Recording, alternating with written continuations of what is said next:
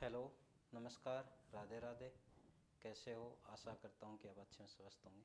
आज हमारी GK GS की क्लास 08 है।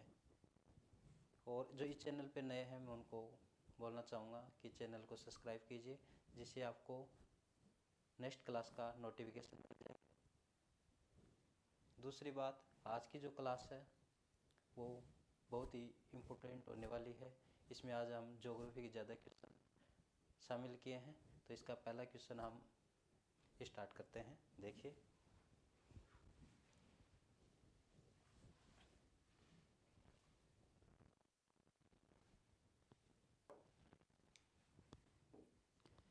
पहला क्वेश्चन, पश्चिमी तटीय के उत्तरी भाग को क्या कहा जाता है? पश्चिमी तटीय मैदान के उत्तरी भाग को क्या कहा जाता है भाई? बताओ, ये जो पश्चिमी तटीय मैदान है इसके उत्तरी भाग को क्या कहा जाता है? Option A Konkan, option B Malabar,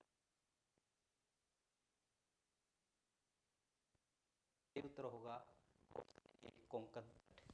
क्या होगा? कोंकण तट। फिर ऑप्शन बी की भी बात करते हैं मालाबार तट की, ऑप्शन सी की भी बात करते हैं कोरोमंडल तट की, ऑप्शन डी की भी बात करते हैं उत्कल तट की। तो देखिए, उत्कल तट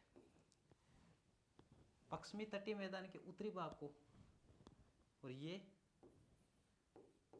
पूर्वी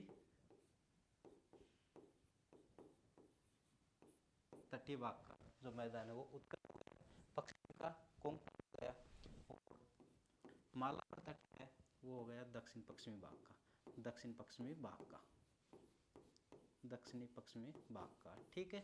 और कोरोमंडल तट है वो हो गया दक्षिणी पूर्वी तटीय भाग का। याद रखना भाई, क्वेश्चन एक है लेकिन इसमें तीन क्वेश्चन और मर गए। भाग को कोंकण तट कहते हैं, ठीक है, और पूर्वी तटीय भाग को उत्कल तट कहते हैं, दक्षिण पूर्वी तटीय भाग को कोरोमंडल तट कहते हैं, दक्षिण पश्चिमी तटीय भाग को मालाबार तट कहते हैं। ठीक है। नेक्स्ट क्वेश्चन, भूदान आंदोलन का प्राथमिक उद्देश्य क्या था? जो भूदान आंदोलन है उसका प्राथमिक उद्देश्य क्या था? ऑप्शन ए सरकारी भूमि सुधार कानून, ऑप्शन बी एक स्वैच्छिक भूमि दान आंदोलन, ऑप्शन सी बांध बनाने के खिलाफ विरोध, ऑप्शन डी जैविक खेती को बढ़ावा देने का एक आंदोलन। तो भूदान आंदोलन था वो एक स्वैच्छिक भूमि सुधार आंदोलन था। क्या था? स्वैच्छिक भूमि सुधार आंदोलन था। तो इसका सही उत्तर होगा ऑप्शन बी, एक स्वैच्छिक भूमि दान आंदोलन। ठीक है। ये जो भूदान आंदोलन है इसका नेतृत्व किसने किया था भाई? याद है क्या? इसका नेतृत्व क्या था? विनोबा भावे ने। किसने किया था? विनोबा भावे। कब? 1951। कब था? 1951। ठीक है। याद रखना, आंदोलन किसने किया था? विनोबा भावे ने। कब? 1951 में। ठीक है। नेक्स्ट क्वेश्चन, एक सेकेंड रुकिए भाई। हाँ, नेक्स्ट क्वेश्चन में बाढ़ मुख्यतः किस नदी प्रणाली के कारण आती है? असम राज्य है उसमें बाढ़ आती है, वो मुख्यतः किस नदी प्रणाली के कारण आती है? तो ऑप्शन ए दे रखा है गंगा, ऑप्शन बी दे रखा है गोदावरी, ऑप्शन सी दे रखा है ब्रह्मपुत्र, ऑप्शन डी दे रखा है नर्मदा। तो इसका सही उत्तर होगा ऑप्शन सी, ब्रह्मपुत्र। अब बात है ब्रह्मपुत्र, तो इसकी बात कर लेते हैं हम। इसका उद्गम कहाँ से होता है? इसका उद्गम बताओ भाई, कहाँ से होता है? इसका उद्गम मानसरोवर झील। कहाँ से? मानसरोवर झील। मानसरोवर झील के पास, मानसरोवर झील के पास कैलाश पर्वत श्रृंखला, कैलाश पर्वत श्रृंखला में, कैलाश पर्वत श्रृंखला में, ये नाम याद रखना भाई, चेमा युग डूंग, चेमा युंग डूंग ग्लेशियर। कहाँ से होता है भाई इसका उद्गम? मानसरोवर झील के पास कैलाश पर्वत श्रृंखला में चेमा युमडूंग ग्लेशियर से। ठीक है, फिर आगे इसकी बात करते हैं। उद्गम तो यह हो गया। फिर आगे बात आती है नामचा बर्मा। ठीक है, भारत में प्रवेश करती है, लेकिन उससे पहले दक्षिण तिब्बत में इसको, दक्षिण तिब्बत, जो ब्रह्मपुत्र नदी है दक्षिण तिब्बत में से सांगपो के नाम से जाना जाता है। किस नाम से? सांगपो। याद रखना, एग्जाम में आता है किस नाम से? सांगपो नाम से। अब आई नामचा बरवा। नामचा बरवा यहाँ से यू टर्न करती हुई इसको क्या कहा जाता है? दिहांग कहा जाता है। ठीक है, फिर असम में प्रवेश करती है, उसे इसे ब्रह्मपुत्र के नाम से जाना जाता है। ठीक है, असम में ब्रह्मपुत्र नदी द्वारा निर्मित एक द्वीप है। कौन सा? जनसंख्या की दृष्टि से सबसे बड़ा द्वीप माजुली द्वीप। कौन सा द्वीप है? माजुली द्वीप। एग्जाम में काफी बार पूछा गया है क्वेश्चन, याद रखना। माजुली द्वीप कहाँ पे है? ब्रह्मपुत्र। ठीक है, अब आगे इसको आगे इसके क्वेश्चन बने कि ब्रह्मपुत्र नदी है, उसकी सहायक नदियाँ कौन कौन सी है। फिर सहायक नदी में पूछा जाता है इसकी बाएं किनारे की कौन सी है, दाएं किनारे की कौन सी है। तो देखिए, बाएं किनारे की नदियाँ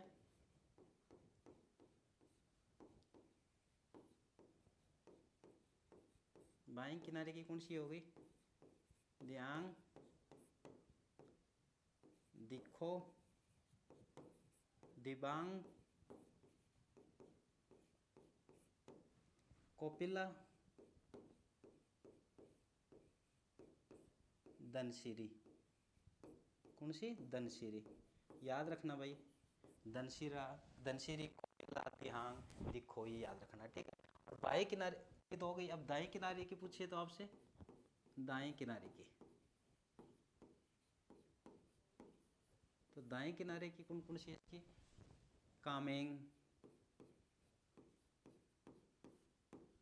कामेंग, तिस्ता, सुबनसिरी।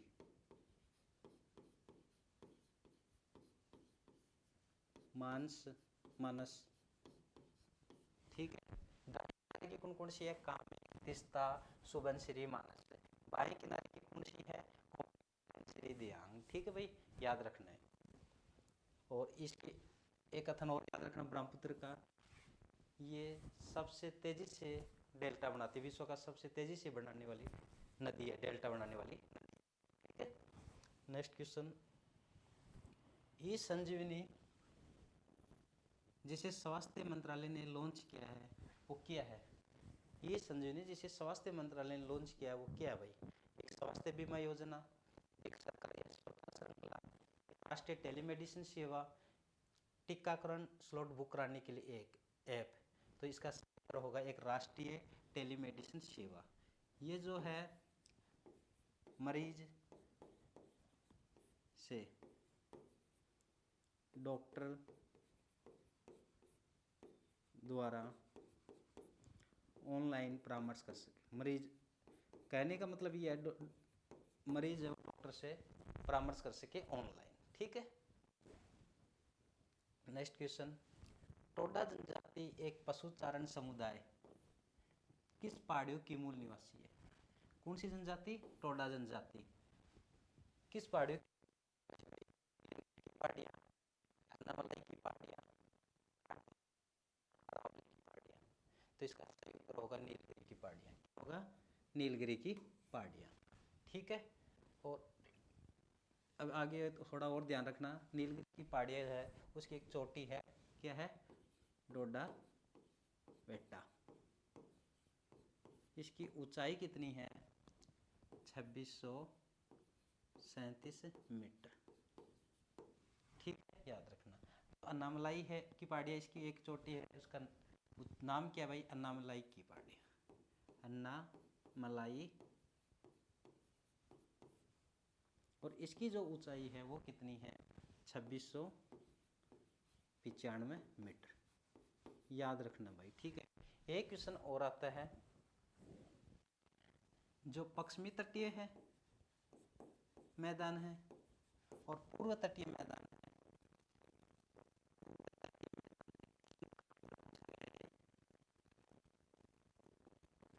तटीय मैदान और पूर्व तटीय मैदान है, उसका मिलन बिंदु क्या है? फिर यही ऑप्शन में मिला है, नीलगिरी की पहाड़ियाँ, अन्नामलाई की पहाड़ियाँ, कार्डूम की पहाड़ियाँ, अरावली की पहाड़ियाँ। तो उसका सही आंसर क्या होगा?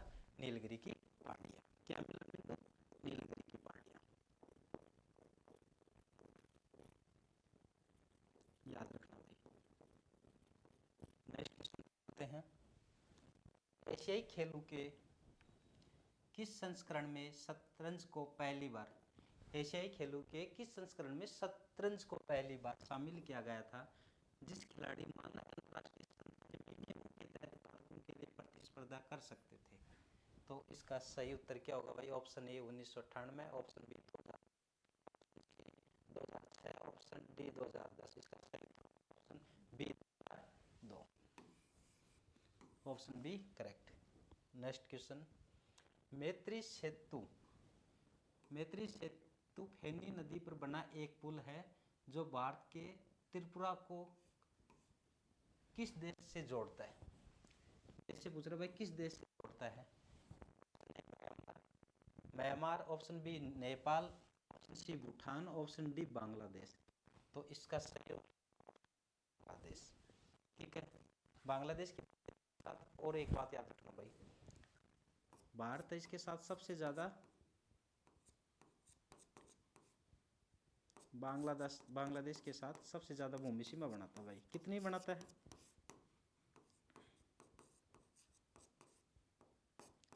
40-96 किलोमीटर। याद रखना भाई, सबसे ज्यादा इसके साथ बांग्लादेश के साथ कितने? 40-96.7 है, तो 40-96 याद रखना। ठीक है, और दूसरे नंबर पे चीन के साथ। Next question. इनमें से कौन सी रोड कैटेगरी मुख्य रूप से किसी राज्य की राजधानी को जिला हेडक्वार्टर, याद रखना भाई, जिला हेडक्वार्टर से जोड़ने का काम करती है? ऑप्शन ए राष्ट्रीय राजमार्ग, ऑप्शन बी जिला सड़कें, ऑप्शन सी राज्य राजमार्ग, ऑप्शन डी सीमा सड़कें। इसका सही उत्तर होगा ऑप्शन सी राज्य राजमार्ग। क्या होगा? ऑप्शन सी राज्य राजमार्ग। ठीक है, एक क्वेश्चन और आता है, सबसे बड़ा राष्ट्रीय जलमार्ग कौन सा है? तो ऑप्शन ए, जैसे मैं देता हूँ आपको फर्स्ट, सेकंड, थर्ड, तो उसका ऑप्शन क्या होगा? उत्तर क्या होगा? ऑप्शन ए राष्ट्रीय जलमार्ग जो फर्स्ट है वो सबसे बड़ा राष्ट्रीय जलमार्ग है, जिसकी लंबाई है 1659 किलोमीटर लगभग। देख लेना आप। ठीक है, कितनी है? 1659 किलोमीटर। ठीक है, सबसे लंबा। ठीक है, राष्ट्रीय जलमार्ग सबसे लंबा कहाँ से? प्रयागराज से हल्दिया। याद रखना भाई, हल्दिया से प्रयागराज, याद रखना भाई ये। ठीक है, और दूसरी बात, नदी पूछे तो गंगा, याद रखना भाई। ठीक है, और राज्य पूछे, इसमें राज्य कौन कौन से आते हैं? तो उत्तर प्रदेश, बिहार, उत्तर प्रदेश, बिहार, पश्चिम बंगाल और एक छत्तीसगढ़। याद रखना भैया। ठीक है, इनमें से कौन सी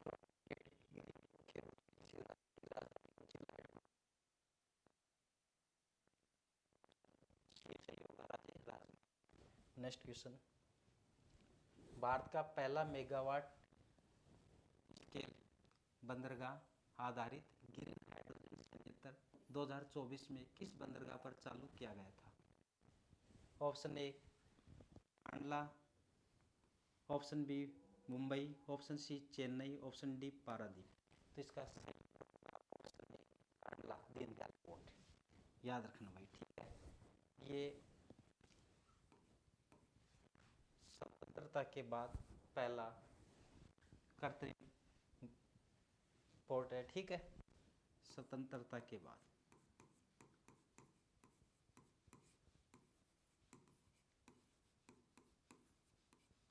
पहला निर्मित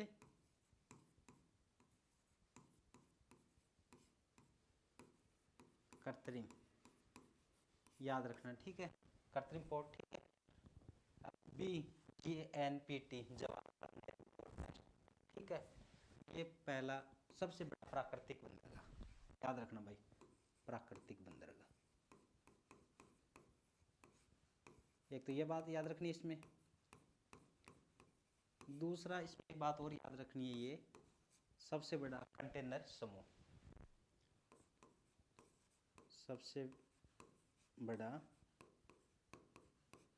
कंटेनर समूह, याद रखना भाई ये दो बात, ठीक है।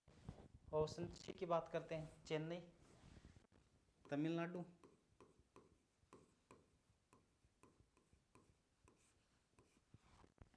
ठीक है, पूर्वी साइड का है, याद रखना, पारादीप, उड़ीसा। ये जो चेन्नई तमिलनाडु वाला है, ये क्या है, निर्मित है भाई, ठीक है, बोले तो कृत्रिम, ठीक है। पारादीप उड़ीसा है, ये है प्राकृतिक। पारादीप उड़ीसा प्राकृतिक, सबसे गहरा, याद रखना भाई, सबसे गहरा, सबसे गहरा बंदरगाह।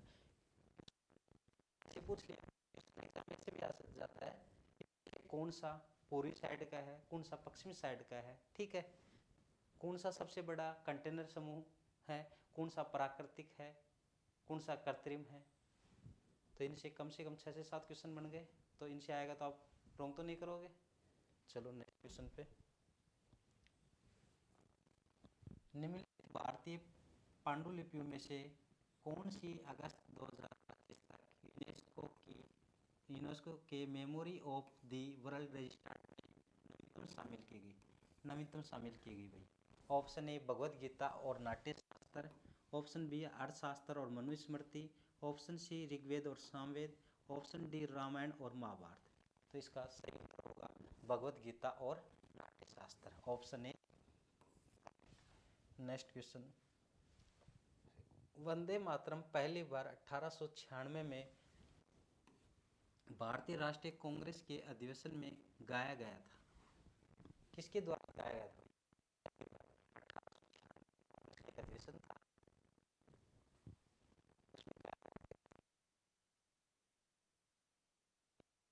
द्वारा, ऑप्शन सी सुरेंद्र नाथ बनर्जी द्वारा,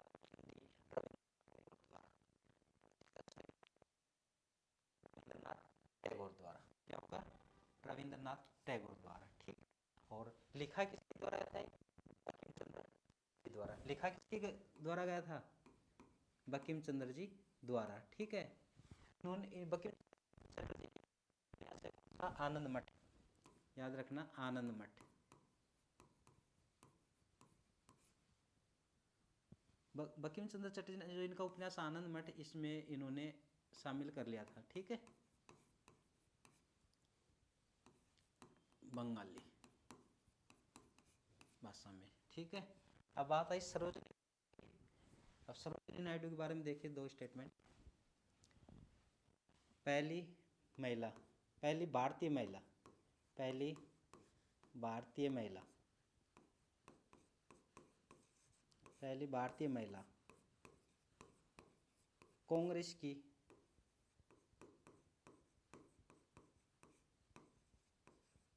अध्यक्ष, पहली भारतीय महिला कांग्रेस की अध्यक्ष कब की, 1925 में, कहाँ पर, कानपुर में, ठीक है। सरोजनी नायडू द्वारा, इनको महात्मा गांधी द्वारा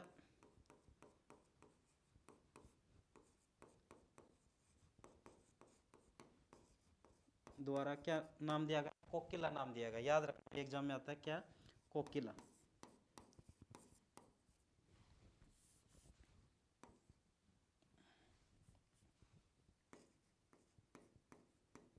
कोकिला कहाँ गया, कोकिला,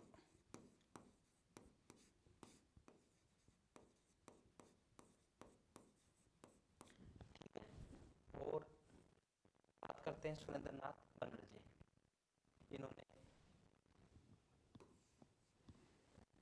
क्या क्या था भाई? सेवक संघ की स्थापना की थी इन्होंने।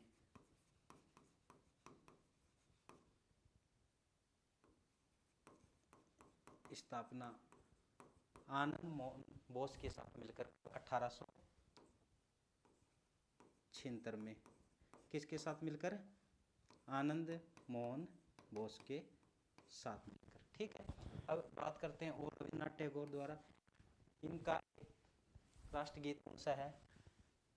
आमार सोनार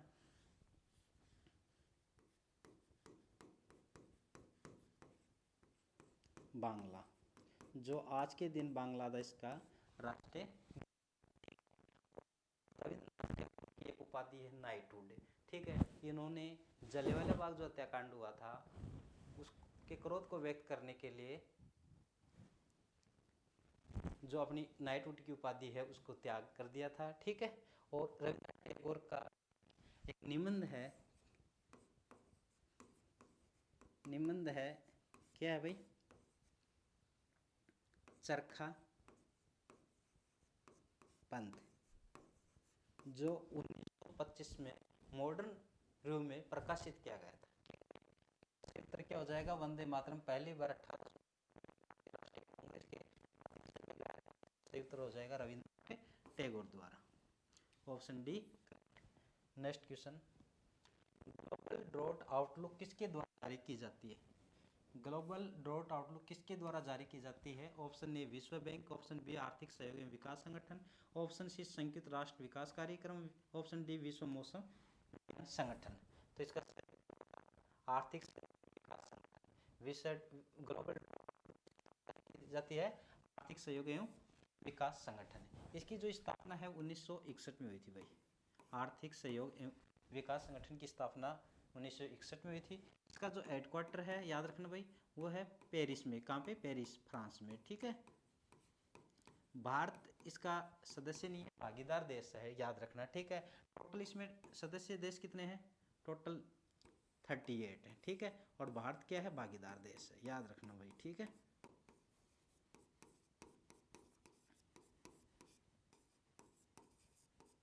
क्वेश्चन, संयुक्त सैन्य अभ्यास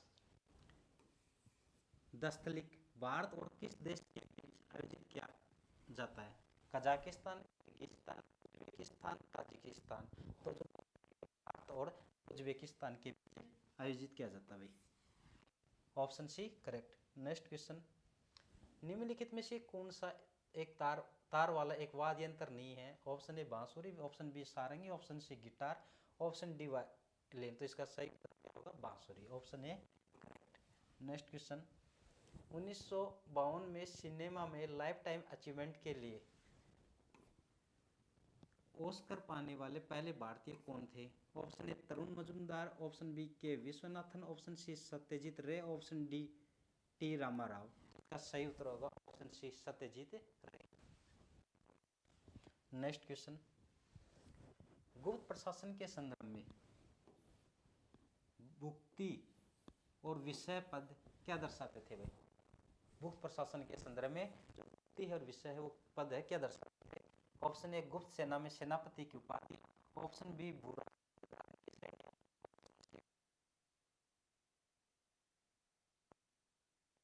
के प्रकार। तो इसका सही उत्तर होगा ऑप्शन सी प्रांतीय और जिला प्रशासन की इकाइयां।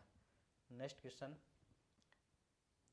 भारत ने कबड्डी में अपना पहला एशियाई खेलों का स्वर्ण पदक किस वर्ष जीता? भारत ने कबड्डी में अपना पहला एशियाई खेलों का स्वर्ण पदक किस वर्ष जीता भाई? 1986, 1990, 1994, 1998। सही उत्तर होगा ऑप्शन बी 1990।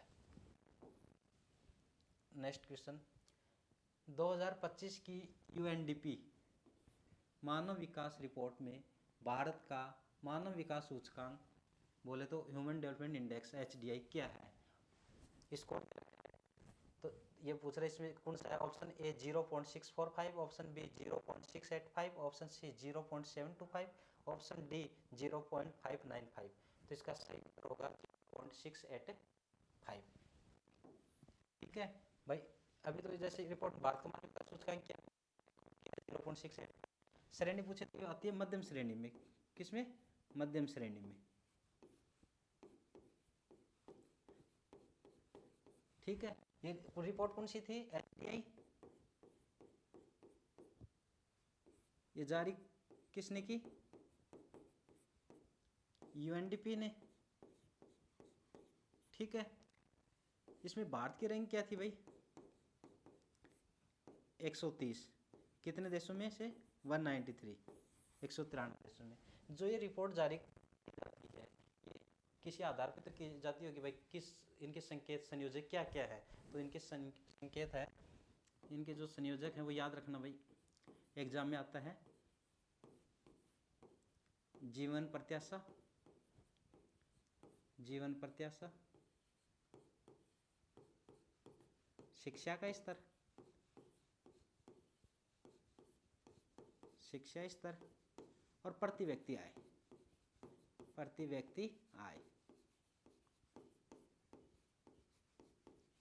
क्या क्या संख्या भाई? जीवन प्रत्याशा, शिक्षा, प्रति व्यक्ति आय। ऐसे नहीं याद रहता तो ऐसे याद कर लेना, हेल्थ, एजुकेशन और इनकम, आई आई HEI ही याद रख लेना। ठीक है, नेक्स्ट क्वेश्चन।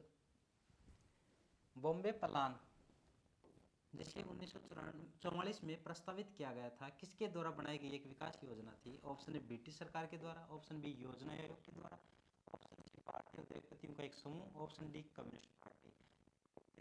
इसका क्या होगा भाई? भारतीय उद्योगपतियों का एक समूह, option C correct. Next question. Thank you for watching. कल हम मिलते हैं इसी टाइम पे, यही क्वेश्चन और इससे बेहतर क्वेश्चन लेके। Thank you.